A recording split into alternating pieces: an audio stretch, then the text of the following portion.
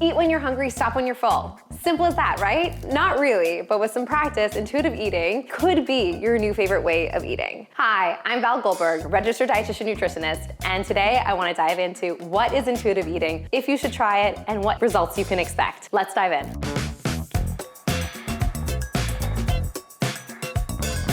So let's start out with what is intuitive eating. Intuitive eating is a pattern of eating that helps people really realign with their biological needs in terms of hunger, fullness, movement, and helps them promote healthier lifestyle holistically. And intuitive eating is not intended for weight loss. The research shows that people that become intuitive eaters can maintain their weight or reside in lower BMIs. The idea of it is it's not just this one simple framework, it's 10 principles, and it actually comes with like a workbook and really helping you change your beliefs and systems, what your relationship with food is, both mentally, physically, spiritually. It's this holistic perspective on eating.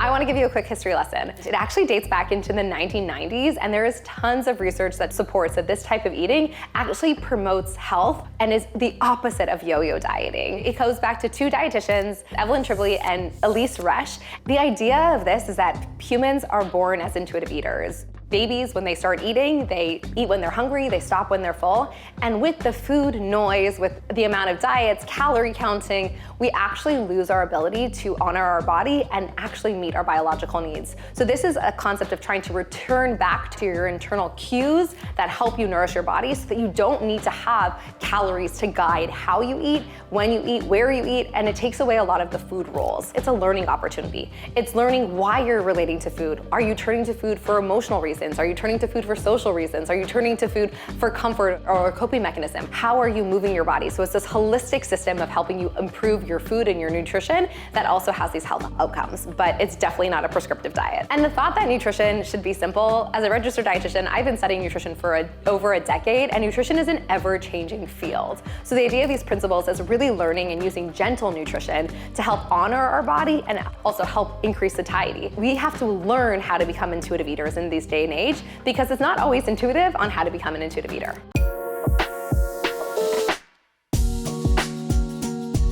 Let's go through the 10 principles of intuitive eating. The first one is reject the diet mentality. The second is honor your hunger. The third is make peace with food. 4 is challenge the food police. 5 is feel your fullness. 6 is discover the satisfaction factor. 7 is cope with your feelings without using food. 8 is respect your body. 9 is exercise, feel the difference. And the 10th is honor your health with gentle nutrition. We live in a world where diet culture is everywhere. It's pervasive. Research shows that as young as 4 years old, kids are trying to make their bodies smaller. And I've heard time and time again, my clients said, like, if I learned to accept my body when I was at X weight and I didn't start doing the yo-yo dieting, I wouldn't have gained weight, I would have felt so much better in my body. And this is what the goal is to teach people how they can feel at home in their bodies, regardless of their shape and size, how they can promote health behaviors without focusing on the scale or making the scale become their worth.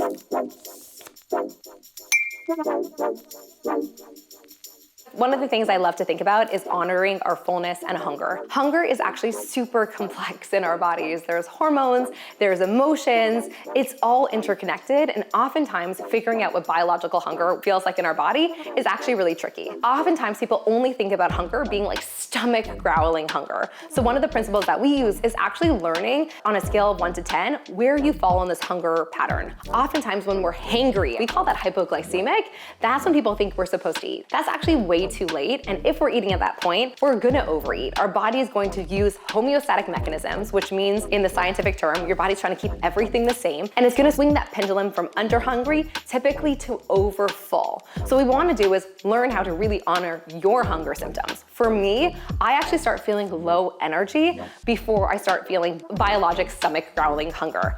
Also, sometimes it's a helpful time to check in and say, am I thirsty? Have I eaten anything today? And also, it's okay to honor your hunger if you are actually hungry and go in and have a great meal. The other thing is it's really hard to be mindful on what we're eating when our mind is full of other things. So if we're scrolling on Instagram, watching YouTube videos, putting our phone away is a really helpful strategy for us to build that internal awareness. So really honing in and trying to make make the mealtime and the food the star of the show during that meal can really help with intuitive eating. I like to think about food as a time of connection. Family dinners can be really tricky to do. The research on family dinners shows that it can increase the bonding of a family by up to 300%. Food should be social. It should be sitting around enjoying food. There's actually research that shows that if we enjoy our food, it keeps us fuller for longer and improves our health outcomes as well for longevity. So if you can sit with someone, make this a social experience, or minimize distractions, that will help you become a more intuitive eater as well. The biggest take home is it's progress over perfection.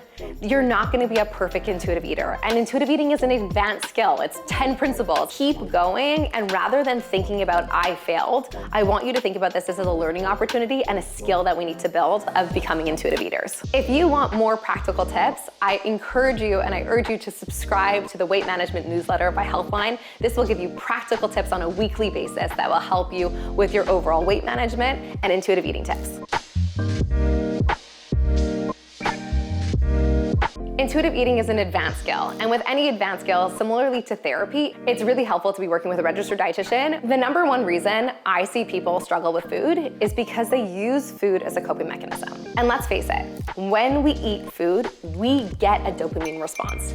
It makes our body feel good mentally. It makes us feel relaxed, it makes us feel calm, it can make you feel creative, and oftentimes that becomes a tool in our toolbox when we're dealing with anxiety, when we're dealing with stress, when we're dealing with depression. And the idea is I can eat food for its hedonic, pleasurable experiences, but I'm not using food to cope with my stress. We have other strategies, and that's part of the work that as dietitians we do every single day with our patients, is helping them uncouple their relationship with food or uncouple their food choices with their stress response. Because at the end of the day, if you have a deadline, eating food and feeling overly full doesn't help your deadline. If you're feeling sad, eating food doesn't make you feel less sad for more than in that moment. We want to get down to the root cause and what's really affecting you and help build these skills that you're not turning to food as your primary coping mechanism. There's also certified intuitive eating counselors that you can work with to help you put these principles in action and help guide you on the coping mechanism, honoring your fullness, educating you on gentle nutrition. Working with a registered dietitian truly is life-changing. I know I'm a little biased with that, but I've been able to see with time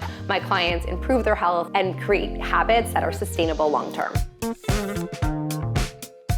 So what are the results of intuitive eating? Intuitive eating is not a method for intentional weight loss, but what we've seen over time with the research is that people that are intuitive eaters naturally have lower BMIs and are better at maintaining their weight than chronic dieters. It shows that people have better body attunement, so better hunger, satiety. People feel better about the way that they're eating because they're not on this chronic diet yo-yo roller coaster thinking that foods are good or bad. They get out of that binary way of thinking. I think that everybody can benefit from having mindful experiences, improving their gentle nutrition. If this resonates with you, please let me know in the comments below, and I would love to help support you on your intuitive eating or your nutrition journey. I'm excited to see you again soon. Bye for now.